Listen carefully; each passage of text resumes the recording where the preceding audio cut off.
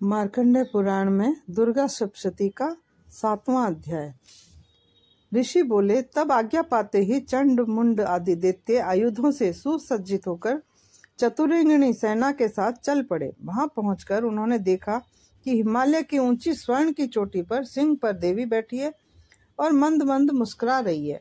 इस प्रकार उसे देखकर पकड़ने की चेष्टा करने लगे। किसी ने धनुष चढ़ा लिया, किसी ने तलवार संभाल ली और कितने ही एक देवी के पास पहुंच गए।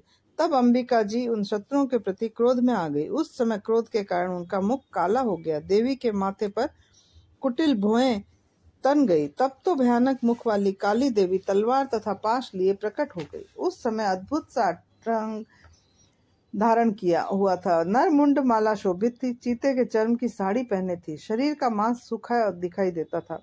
अत्यंत भयानक रूप था। मुख को विस्तार से खोल रखा था। लपलपाती हुई जिह्वा और भी भयंकर थी। धंसी हुई लाल लाल आंखें थी। गर्जना से सभी दिशाओं को भर दिया था। तब तो बड़े वेग से दैत्य सेना पर टूट पड़ी। बड़े बड़े असुरों को मारती हुई उनका भक्षण करने लगी। उन पार्श्व रक्षकों को, अंकुशधारियों को, महावत तथा योद्धाओं को, घंटों के साथ कितने हाथियों को एक ही हाथ से पकड़कर मुंह में डालने लगी। वैसे ही घोड़ों के साथ रथों को एवं सारथियों को भी मुंह में डाल डालकर अत्यंत भयानक रूप से दांतों से उन्हें चबाती जाती थी। किसी के केश पकड़ लेती तो किसी की गर्दन दबा डालती, किसी को पैरों से दबोच लेती तो किसी को छाती से धकेलकर मार देती। असुरों के द्वारा छोड़े हुए अस्त्र शस्त्रों को मुंह से पकड़ती जाती और दांतों से पीसती जाती।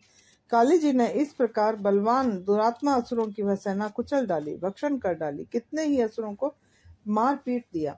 उस देवी ने कुछ एक तलवार से काट गिराए, कुछ एक खटवांग से पीट दिए गए और कुछ एक दांतों से कुचल दिए। क्षण भर में असुरों की वह सारी सेना मार पीट कर गिरा दी। यह देख चंड उस भयानक काल की ओर दौड़ा।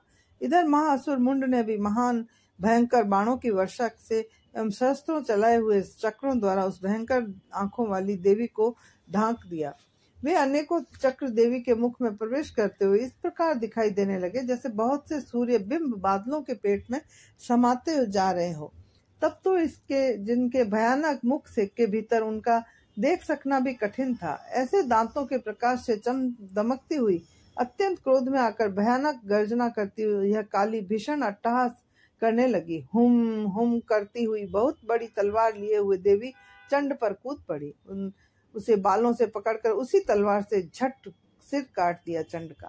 तब चंड को इस प्रकार मारा गया देखकर मुंड देवी की ओर दौड़ा। कुपिता काली ने तलवार से मारकर पृथ्वी पर मुंड को भी गिरा दिया तथा महाबली चंड को मरा हुआ देखकर और सेना का नाश भी देखकर बची हुई सेना भयभीत होकर इधर उधर भाग गई। अनंता काली जी ने चंड और मुंड के सिर हाथ में ले लिए। फिर भयानक अट्टहास करती हुई चंडिका के पास पहुंचकर बोली, मैंने ये चंड और मुंड नामी महापशु आपकी भेंट चढ़ा दिए हैं। अब तो युद्ध में शुंभ और निशुंभ का आप स्वयं वध करना।